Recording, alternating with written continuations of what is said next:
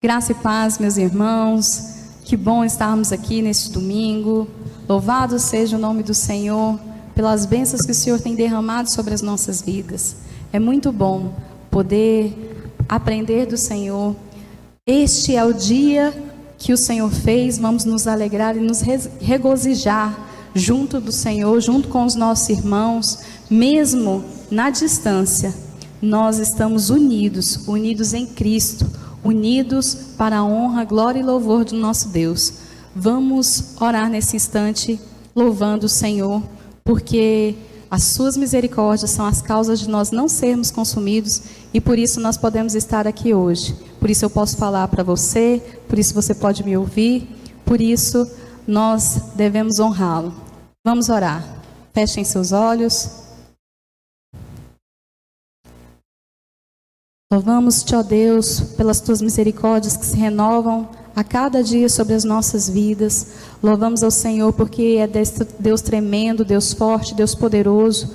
O Senhor era e é e há de vir sobre a vida de todas as pessoas. Ó Deus, louvado seja o teu santo e poderoso nome, porque o Senhor é o nosso Deus e o Senhor tem sido o nosso sustento dia após dia.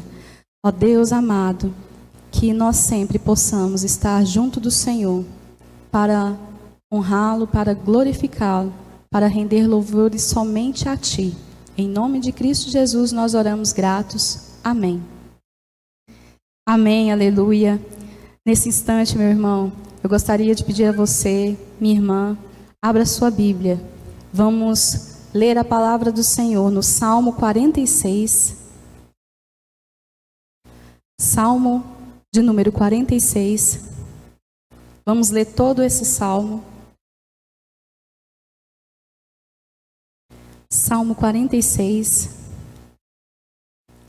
Deus é nosso refúgio e fortaleza, socorro bem presente nas tribulações. Portanto, não temeremos, ainda que a terra se transtorne e os montes se abalem no seio dos mares, ainda que as águas tumultejem e espumejem, e na sua fúria os montes se estremeçam. Há um rio cujas correntes alegram a cidade de Deus, o santuário das moradas do Altíssimo. Deus está no meio dela, jamais será abalada. Deus a ajudará desde a antemanhã. Bramam nações, reinos se abalam. Ele faz ouvir a sua voz, e a terra se dissolve. O Senhor dos exércitos está conosco. O Deus de Jacó é o nosso refúgio. Vinde, contemplai as obras do Senhor, que assolações efetuou na terra. Ele põe termo à guerra até os confins do mundo. Quebra o arco e despedaça a lança. Queima os carros no fogo. Aquietai-vos e sabei que eu sou Deus. Sou exaltado entre as nações. Sou exaltado na terra. O Senhor dos exércitos está conosco. O Deus de Jacó é o nosso refúgio. Amém. Aleluia. O nosso Deus é refúgio.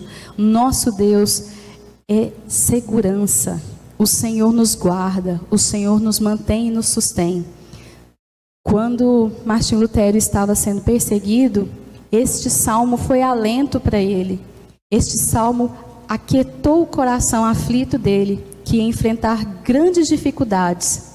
E nós que temos passado por um momento único nas nossas vidas, nós nunca poderíamos imaginar o que iria acontecer. Mas nós sabemos que independente do que está acontecendo ou do que acontecerá, o Senhor, nosso Deus, é o nosso refúgio, é a nossa fortaleza. Ele é um bom amigo que nos escolheu. E agora nós podemos falar assim, nós podemos chamá-lo de amigo e regozijar na graça, na misericórdia e no amor dele. Vamos louvar ao Senhor, cantando o hino de número 113.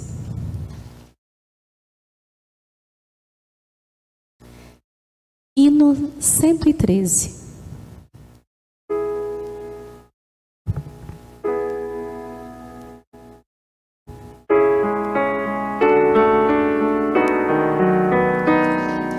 Achei um bom amigo, Jesus o Salvador, dos milhares escolhido para mim. Ele é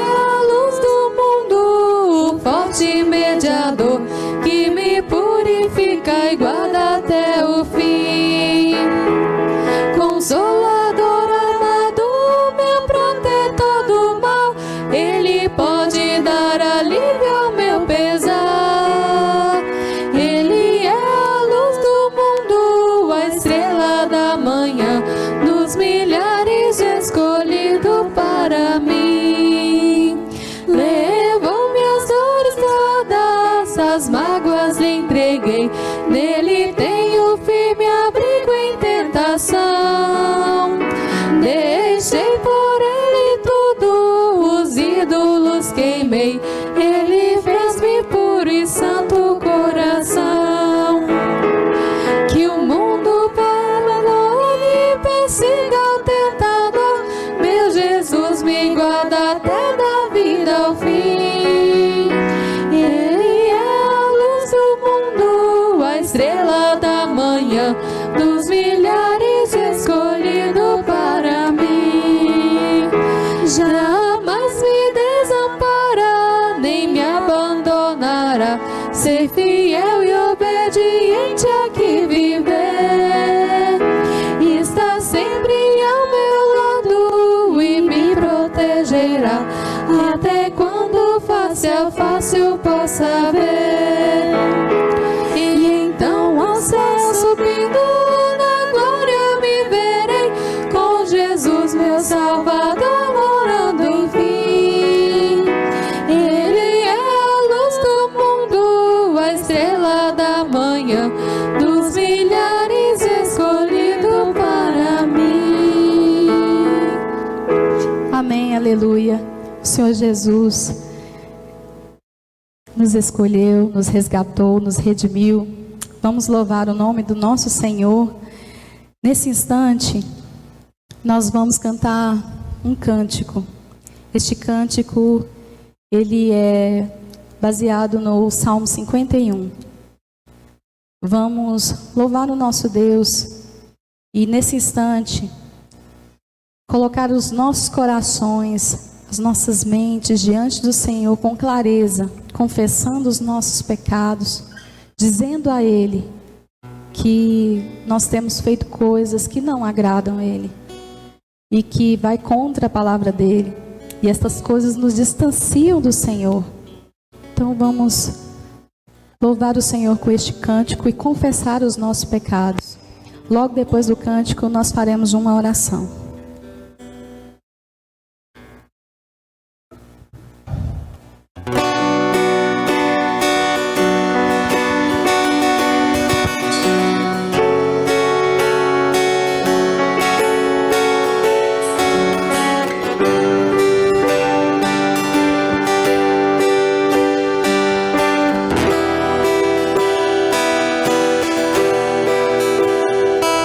Compadece-te de mim, ó Deus,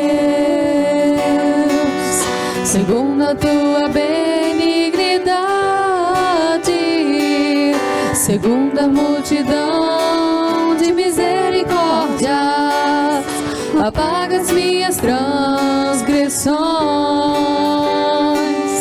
apaga as minhas transgressões.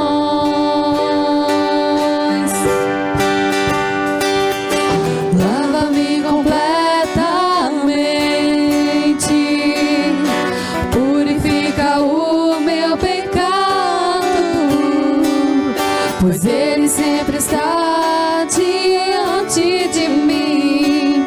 Pequei somente contra ti, pequei somente contra ti, Senhor.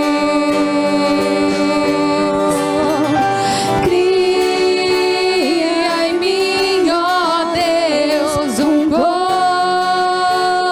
coração que é puro e renova dentro de mim um espírito inabalável.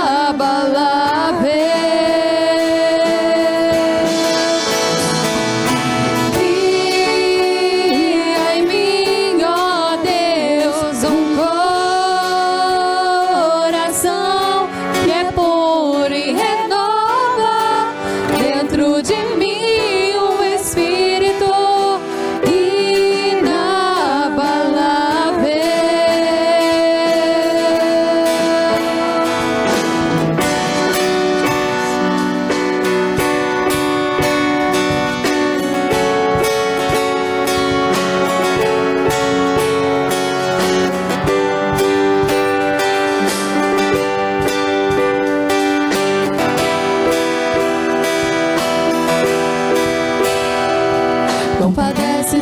mim, ó Deus, segundo a tua benignidade, segundo a multidão de misericórdias, apaga as minhas transgressões, apaga as minhas transgressões.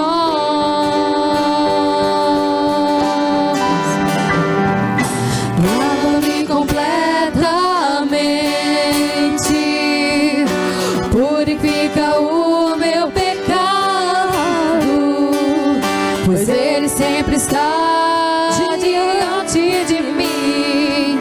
Pequei somente contra ti. Eu pequei, Senhor, pequei somente contra ti.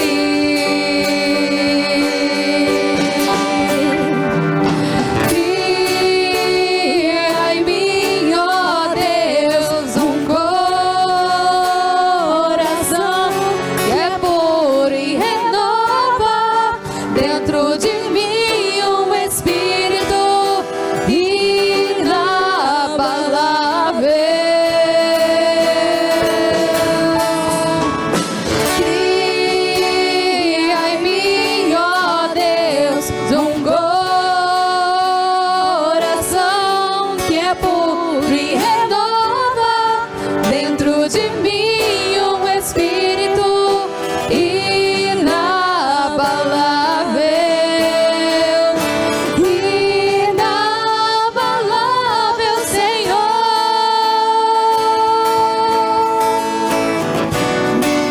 Orar. Santo Deus, maravilhoso Pai, nós estamos aqui diante de Ti. Pecamos contra Ti somente, fizemos o que é mal, ó Deus, de maneira que somente o Senhor, pela Tua misericórdia, pelo Teu amor, pelo sangue de Cristo Jesus, pode perdoar os nossos pecados. Ó Deus, não queremos andar apartados do Senhor, queremos estar junto de Ti, queremos sentir a Tua presença, queremos sentir-nos renovados. Nós estamos aqui entregando tudo isso diante do Senhor e confiamos que pelo sangue de Cristo Jesus, os nossos pecados foram perdoados, foram lavados, foram redimidos, e agora nós podemos entoar ao Senhor louvor que será agradável a Ti, Santo Deus. Em nome de Cristo Jesus, nós oramos agradecidos. Amém. Amém, aleluia. E agora o grupo Haris vai direcionar-nos com louvores ao nosso Deus. Seja bem-vindo, Jesus, ao nosso meio. A nossa alegria é sentir a Tua presença, é estarmos com o Senhor.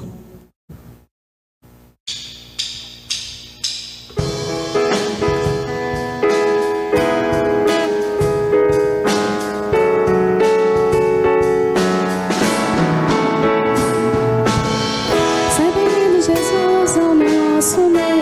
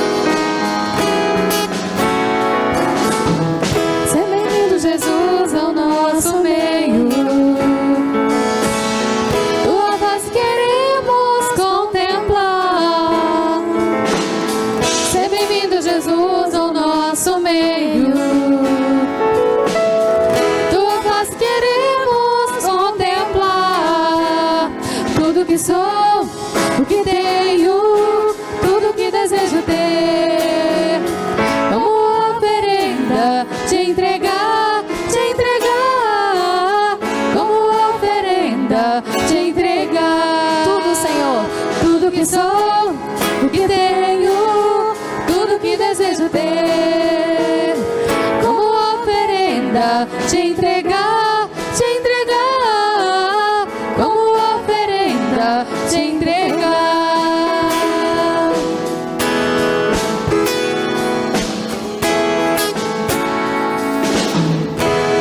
Amém, aleluia. Vamos celebrar com júbilo ao nosso Senhor.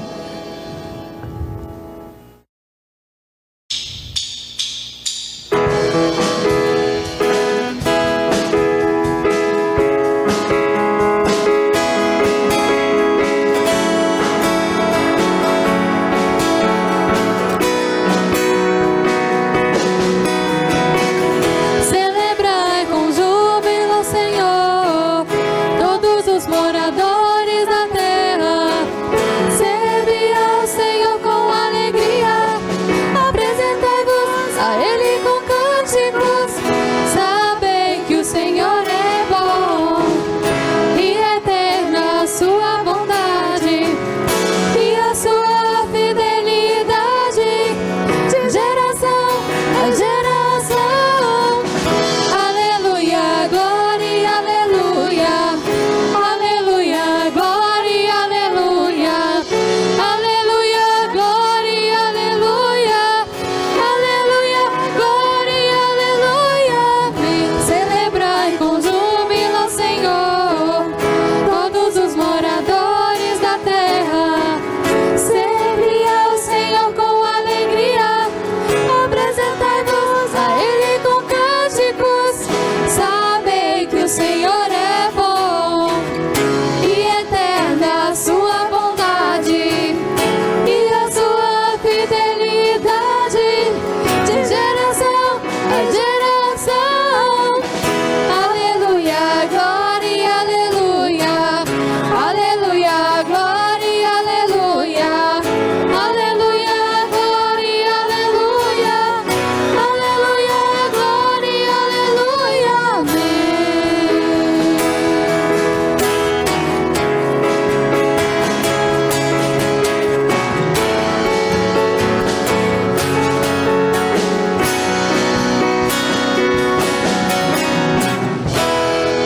Amém, aleluia. Calmos, serenos e tranquilos, somente porque o Senhor está conosco, porque estamos na presença do nosso Deus, porque Jesus veio e morreu por nós. Por isso hoje nós podemos desfrutar de tamanha paz.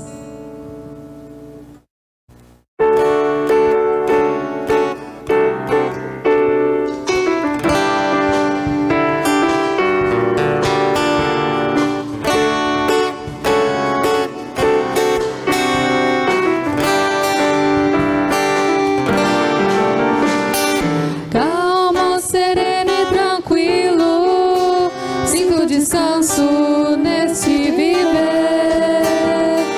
Isto devo ao amigo, que só por Ele eu pude obter. Ele é Jesus, meu amigo, meu Senhor, o Salvador. Só por Ele ganhei a vida eterna com Deus, com Deus. Triste foi sua história, levado à cruz sem pecado algum. Só porque me amou, morreu por mim e não hesitou. Ele é Jesus, meu amigo, meu Senhor, o Salvador. Só por Ele ganhei a vida eterna com Deus, com Deus.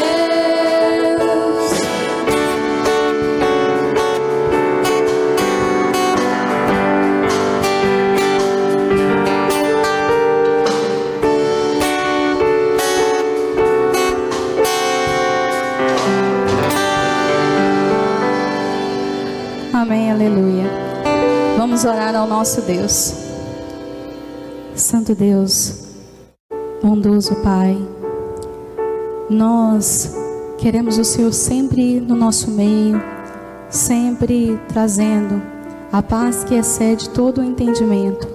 Nós louvamos o Teu nome poderoso, porque o Senhor é o nosso Deus, porque o Senhor é aquele que nos faz celebrar de júbilo na Tua presença, ó Pai, porque o poder, a honra e a glória todos são dados a Ti, Senhor, e tudo o que nós fazemos vem de Ti, Senhor.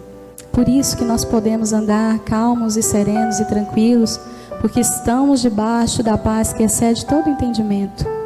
Ó Deus, que sempre sintamos esta paz, que sempre busquemos o Senhor em espírito e em verdade. Pai, agora abre o nosso entendimento, o nosso saber, a nossa inteligência, para compreender o que o Senhor tem para nós neste domingo. Que nós possamos absorver tudo aquilo que o Senhor já colocou no coração do pastor para falar a nós, Pai. Em nome de Cristo Jesus, nós oramos gratos. Amém.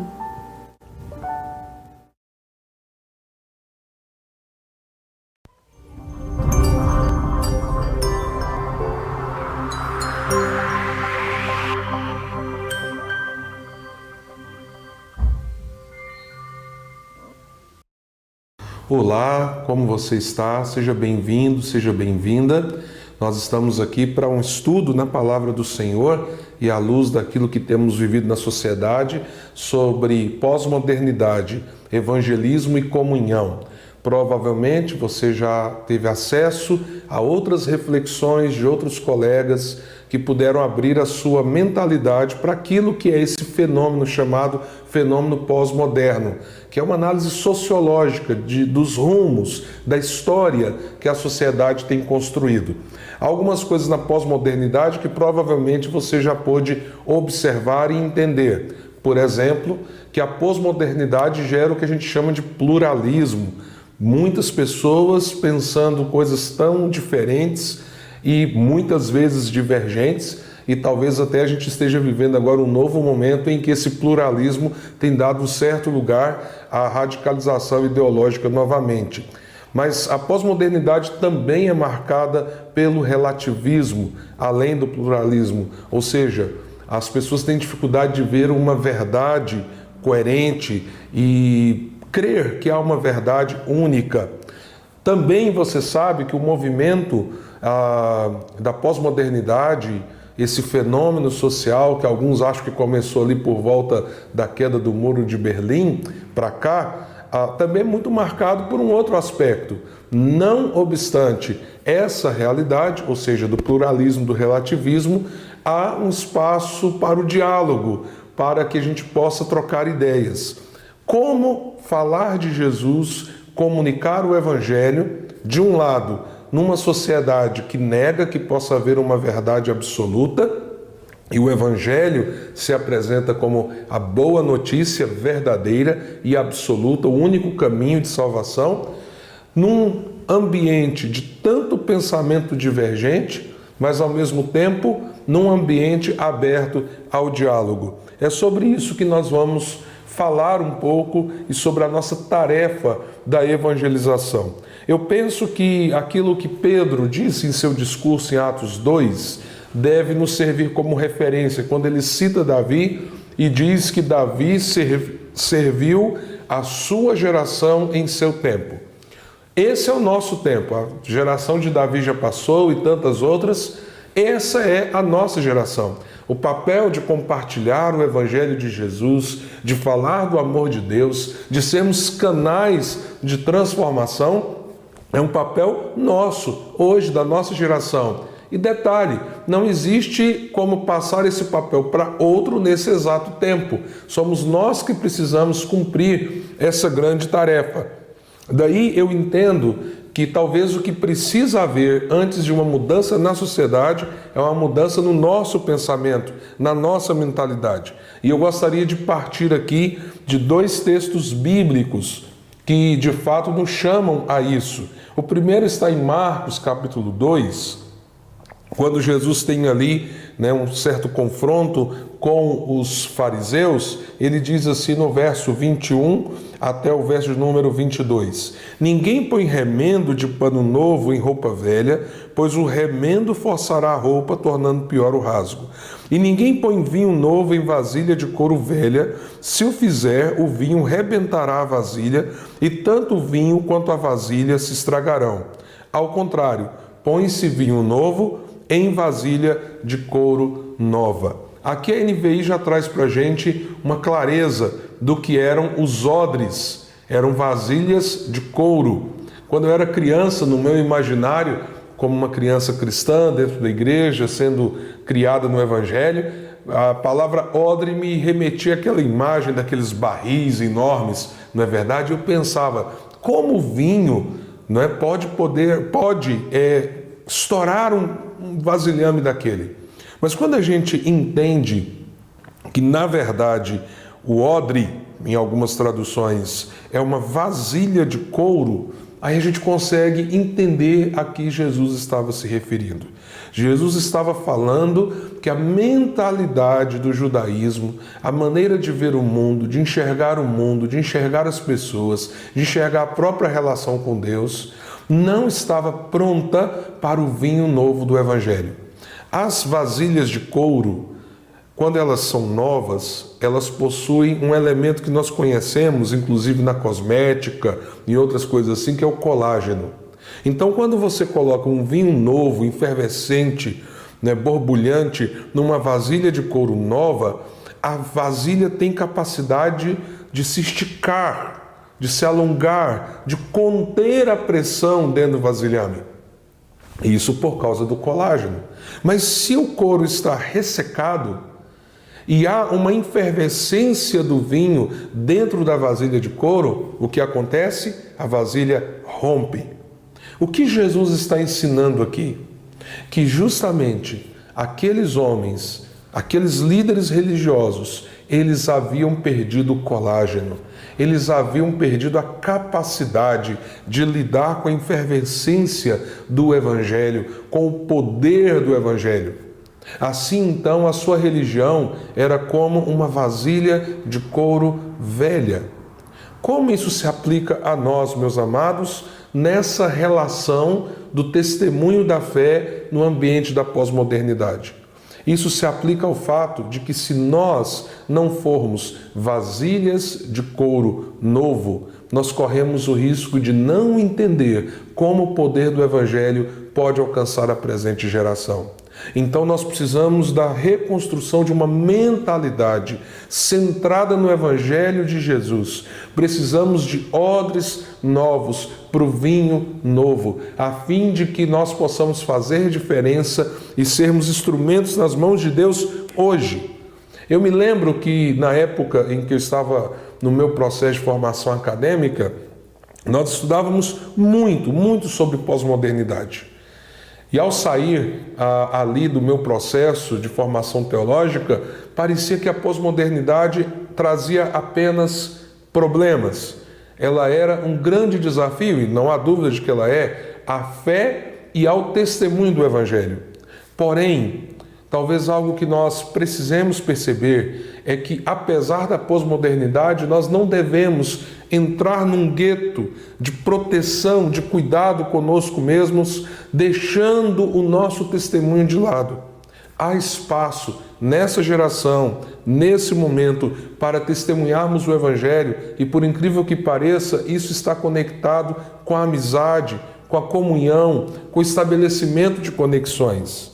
Mas para isso é necessário termos uma visão nova, sermos odres novos, termos colágeno, para sermos capazes de lidar com a efervescência do Evangelho nas nossas vidas. Sempre é bom voltar no texto de Romanos, capítulo 1, verso 16 e 17, passagem esta na qual Lutero teve o seu encontro com Jesus, para nós lembrarmos o que a Bíblia diz sobre o próprio Evangelho.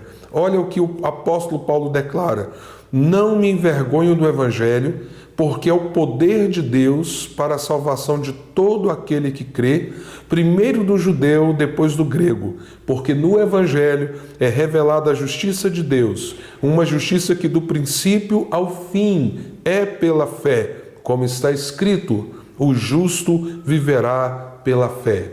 Então não há outro poder salvador, não há outro poder que conecte o homem com Deus, não há outra mensagem que possa gerar vida eterna.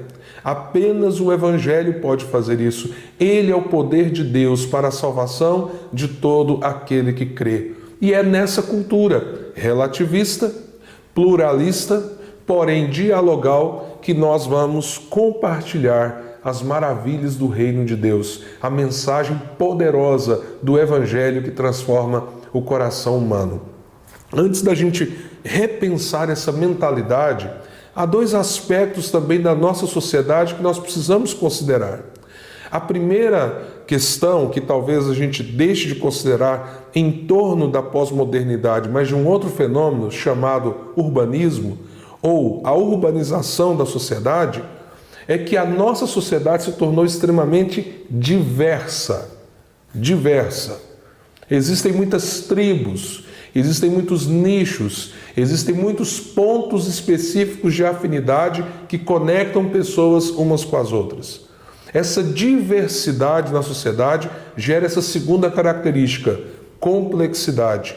Então, se nós não pararmos para pensar no contexto, nos grupos, nas realidades específicas e nas conexões a partir dos indivíduos, das pessoas, nós vamos ter muita dificuldade de anunciar o Evangelho e de sermos relevantes hoje para essa geração na propagação da palavra de Deus. Esse é um grande desafio para todos nós, é um grande desafio para nós como igreja.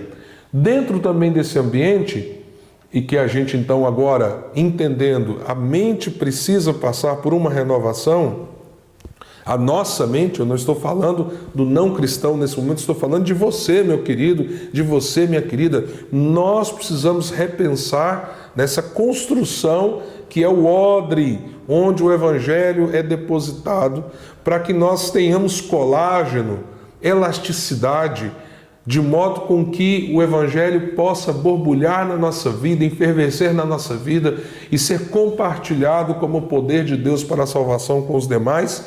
Então nós precisamos firmar aquilo que nós devemos refletir em torno dessa mentalidade, mas há uma outra característica que está mais ligada ao aspecto religioso e especificamente a nós que estamos na região centro-oeste.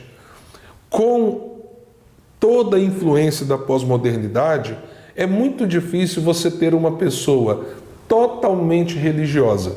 O que seria a pessoa totalmente religiosa? Aquela pessoa que se voltou apenas para os seus dogmas, não é para a sua religião, e que não é afetada por aquilo que nós chamamos de secularismo, não é? Que é a mentalidade do mundo que está aí influenciando a vida das pessoas.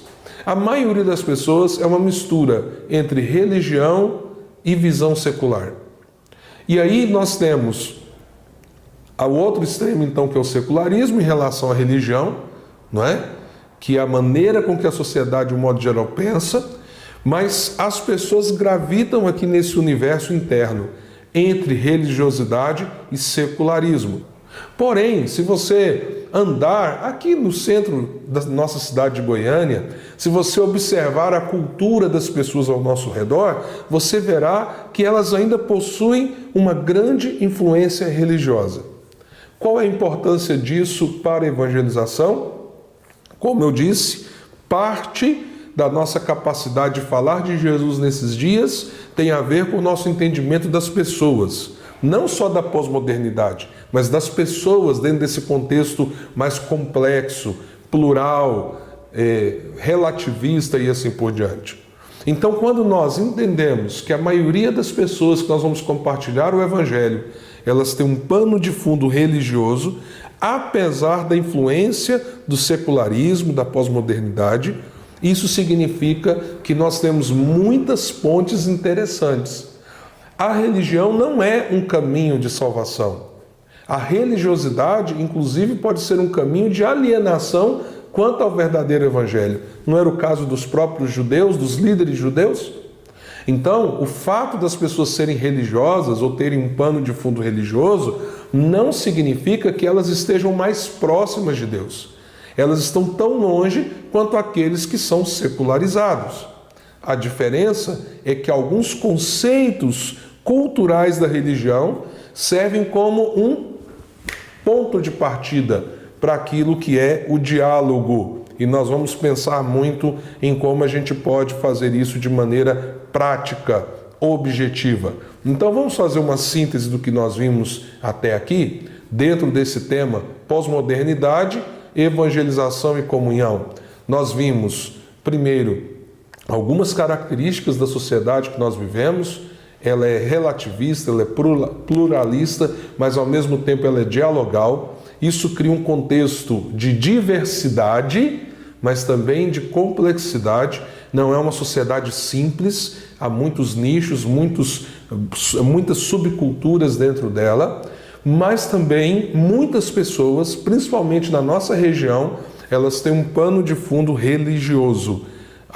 Elas não são apenas seculares, elas têm um pano de fundo religioso e isso abre portas para que nós possamos nos conectar em diálogo com elas. E nós passamos rapidamente por duas passagens bíblicas onde vimos que o Evangelho é o poder de Deus e que nós precisamos ter uma construção de entendimento, de compreensão, que seja como uma vasilha de couro nova, um odre novo, capaz de receber, de ser recipiente desse Evangelho tão poderoso. Pois bem, vamos pensar então agora nessa nova mentalidade que esse tempo nos exige para que nós possamos compartilhar o Evangelho. E depois nós vamos para algumas dicas práticas de como você pode ajudar pessoas a conhecerem Jesus, a falar de Jesus nesse tempo da pós-modernidade. Eu quero apresentar 7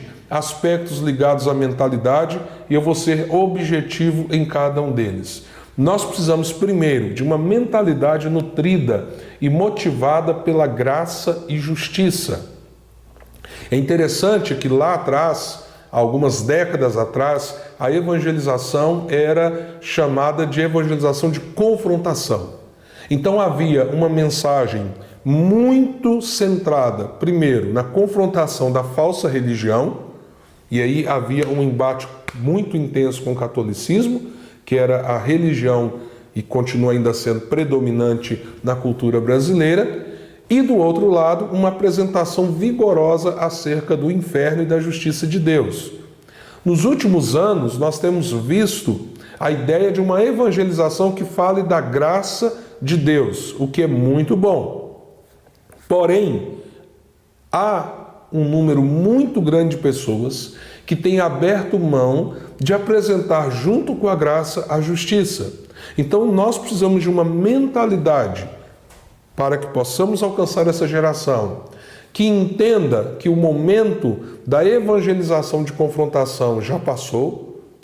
Esse não é um modelo que nós vamos conseguir de fato alcançar as pessoas no mundo pós-moderno, mas que nós não podemos tirar o elemento da justiça. Então nós precisamos falar da graça de Deus, do amor de Deus, de um Deus que se moveu para a salvação, ao mesmo tempo apresentando a condição humana do pecado, da queda e como esse homem está debaixo da ira de Deus. A evangelização hoje requer esse equilíbrio, porque se nós falamos da graça sem a justiça, nós estamos tirando um elemento central do evangelho e da evangelização, que é o chamado ao arrependimento. Mas se nós falamos apenas de um Deus irado, que está disposto a mandar as pessoas para o inferno e não apresentamos a graça, nós corremos o risco de gerar mudança de comportamento, mas não apresentar o evangelho que gera novo nascimento. Uma segunda característica dessa nova mentalidade que nós precisamos construir como odres novos para falarmos a essa presente geração é uma mentalidade direcionada pelo princípio: pense grande, comece pequeno e seja profundo. Uma das grandes crises que eu vejo num número muito grande de cristãos e até mesmo igrejas, comunidades inteiras, é que elas se sentem tão desafiadas a alcançar o mundo que elas não alcançam ninguém. Nós precisamos orar para que o reino de Deus chegue às nações, a todos os povos, aos bairros que estão ali próximos da nossa igreja, à nossa cidade, aos grupos dentro da sociedade que nos cercam, que estão à margem da pregação do Evangelho. Mas nós precisamos começar pequeno. O que isso significa, meu irmão, minha irmã, em especial para você? Que talvez a melhor forma de você começar a ser instrumento de Deus para alcançar a geração presente, pós-moderna, é você começar a olhar para uma, duas pessoas, estabelecendo amizade, conexões, amando, orando e se dispondo a buscar em Deus os meios para compartilhar o Evangelho de Jesus. Veja só, se toda a nossa comunidade, se toda a nossa igreja, todos tiverem essa mesma iniciativa, será que isso é pequeno? Na verdade, nós estamos começando algo grande a partir de um passo pequeno. Eu alcançando um, quem sabe dois, mas fazendo isso com profundidade. Eu me lembro que quando eu era adolescente era muito comum a evangelização por recursos de massa. Foi um período, inclusive, que as pessoas usavam muitas camisetas com frases evangélicas. É o que nós chamamos de evangelização de saturação. E a gente distribuía muito material. Eu, por exemplo, com os meus colegas, a gente fazia campanhas de distribuição de folhetos, às vezes 5.000, 10.000 folhetos em 2, 3 dias. Mas não havia relacionamento. Não havendo relacionamento, não havia profundidade. E mesmo aqueles que ouviam a mensagem e eram alcançados, era muito difícil conectá-los com uma comunidade local, porque nós não os conhecíamos, não sabíamos seus nomes, eles simplesmente ouviam a mensagem e glória a Deus por isso, mas do outro lado não tinham nenhum tipo de acompanhamento, de jornada espiritual com a igreja local. Mesmo as grandes cruzadas evangelísticas, ou seja, eventos de grande porte, como as cruzadas Billy Graham, o índice de pessoas que foram à cruzada, que manifestaram fé durante a cruzada, mas que foram conectadas com uma igreja local, é cerca de 4 a 6% dos que aceitaram o apelo. Veja então que o fato de ser um grande projeto não significa que nós estamos alcançando tanta gente. Então, vamos pensar grande, pensar que Deus está levando o Evangelho a todas as nações. Deus está em missão e nos chamou para participarmos da sua missão nesse mundo. Mas nós podemos começar pequeno para sermos profundos. Às vezes é aquela pessoa da sua família, aquele membro da sua casa que ainda não conhece o Evangelho, o passo inicial para que você proclame Jesus. Terceiro, mentalidade que valoriza o encarnacional ao invés do proclamacional somente. Então, quando nós falamos do estabelecimento de algo mais profundo, não dá apenas para ser um caminho em que nós falamos, mas nós precisamos gerar empatia com a vida do outro, se conectar com as suas realidades, participar dos seus sofrimentos, para que haja uma conexão e, havendo essa conexão, nós possamos então ter o espaço para proclamar o Evangelho. Pense nisso. Você tem se conectado com não cristãos, entrado no universo deles, não no sentido do pecado, das escolhas equivocadas que eles fazem, mas de comer com eles, se relacionar, entender suas dores, entender as suas frustrações, as suas perguntas, e aí, uma vez dentro desse universo, poder então proclamar o Evangelho do Senhor Jesus. O próprio Senhor Jesus Cristo é a grande referência de uma postura encarnacional. E você sabe quantas e quantas vezes os evangelhos nos mostram isso. Uma mentalidade que se dispõe a ouvir e não só a falar. quase todos os treinamentos evangelísticos, eles tentam nos ensinar a falar. O que falar e como falar. Mas por causa do advento da pós-modernidade, nós agora temos o desafio de inserir na caminhada, na jornada evangelizadora, a capacidade de ouvir. Você se lembra? Sociedade pluralista, relativista, não é verdade? Uma secularização que torna as pessoas ao mesmo tempo dialogais.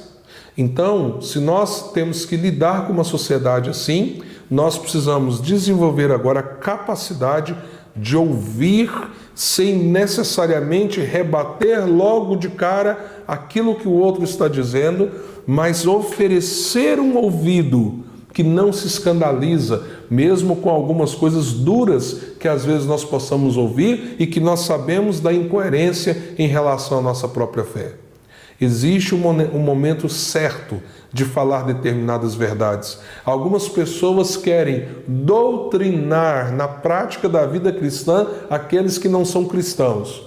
A evangelização não é o momento de nós fazermos isso. A evangelização, pelo contrário, é o momento para que a pessoa tome consciência de como ela é incapaz por si mesma de chegar até Deus, confiar toda a sua vida a Jesus Cristo. Os outros aspectos da vida, os outros dilemas, as questões doutrinárias tão importantes para nós, essas serão tratadas naquilo que nós chamamos de discipulado, numa jornada, numa caminhada espiritual. Mas na evangelização, nós precisamos ter a capacidade, necessitamos dessa capacidade, dessa mentalidade de colocar o ouvido à disposição e não apenas a nossa fala. Mentalidade que oferece a amizade como grande ferramenta nas mãos de Deus. O que nós estamos dizendo aqui? De você então forjar uma amizade com as pessoas para que você possa levá-las a Cristo? Não. Nós estamos falando de uma amizade genuína, de amor ao próximo, de disposição para se conectar com a pessoa, amando-a, orando por ela, porque você tem um sacerdócio real em Deus, se você está em Cristo, e a partir dessa relação intencional, sim, intencional, de ser instrumento de Deus na vida daquela pessoa, mas intencionalmente também amorosa, uma amizade sincera, você consegue então conectar-se com uma geração cujas características da pós-modernidade está aí tão presentes. Sexto e penúltimo aspecto dessa mentalidade em que o vinho novo pode agir em nós e através de nós. Uma mentalidade que se abre para um processo. Há uma coisa que aqueles que são crentes mais antigos como eu devem se lembrar. Muitas vezes nós éramos estimulados a simplesmente assim, fale de Jesus. E se você falou de Jesus, o seu sangue está livre daquelas pessoas. E isso acho que construiu uma mentalidade pontual. Então, falar de Jesus era chegar num determinado momento, dar o testemunho da fé, deu o testemunho da fé, eu cumpri a minha obrigação, está tudo resolvido. Ora, numa sociedade dialogal, numa sociedade carente de relacionamentos, de amizades verdadeiras, nós precisamos começar a ver a evangelização como uma caminhada.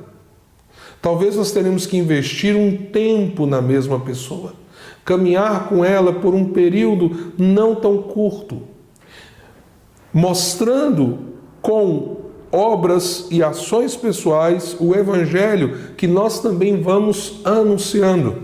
Então, quando nós prestamos atenção nessa característica do momento da nossa sociedade, nós então nos abrimos para um processo evangelizador e não apenas para um ato de evangelização. Evidentemente que Deus pode te dar algumas oportunidades, é aquela coisa, você está fazendo uma viagem num ônibus ou pegou um voo e se conectou com alguém de maneira muito objetiva e você só tem aquele período ali para falar de Jesus. Ok, compartilhe de Jesus, compartilhe o Evangelho naquela única oportunidade. Mas aquelas pessoas que você está alcançando pelo relacionamento, em nome de Jesus, gaste mais tempo com elas, caminhe com elas. Você verá às vezes um avanço, um retrocesso, mas continue servindo essas pessoas e do outro lado falando do Evangelho de Jesus. Uma mentalidade centrada no Evangelho.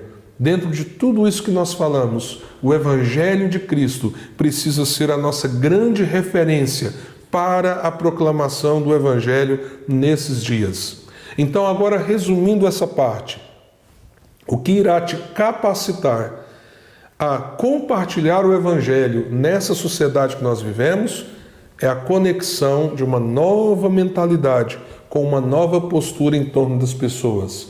Uma mentalidade nutrida por uma visão da graça e da justiça de Deus, que apesar de ter uma visão de alcance do mundo, começa pequeno e procura ser profundo com as pessoas que está alcançando, que valoriza o aspecto encarnacional, né? E que o aspecto encarnacional tira as distâncias, te aproxima das pessoas, da realidade das pessoas, e não apenas a ideia de proclamar o Evangelho sem se envolver com elas. A capacidade de ouvir e não apenas falar, oferecer a amizade como a grande ponte, e aí está aí a conexão de evangelização e comunhão, para que de fato possamos anunciar Jesus. Ver a evangelização hoje como um processo e não como apenas um ato isolado, e tudo isso centrado na mensagem da cruz. Eu quero agora deixar algumas dicas práticas para a gente terminar esse encontro nosso aqui sobre pós-modernidade, evangelização, evangelismo e comunhão. Passo objetivo que você pode começar a dar. Ore a Deus. Senhor, me dê alguns nomes, me dê algumas pessoas. Comece a observar ao seu redor quais as pessoas que Deus tem te dado a bênção de se conectar com elas, que você pode oferecer uma amizade genuína, que você pode passar a ouvir, que talvez antes de começar a falar do Evangelho, você possa servi-las. Fazer pequenos atos que demonstrem seu interesse, seu cuidado, seu carinho. Também lembre-se, a sua história de vida, o seu testemunho pessoal, ele é muito impactante para a vida daquelas pessoas que você vai conectar à sua convivência.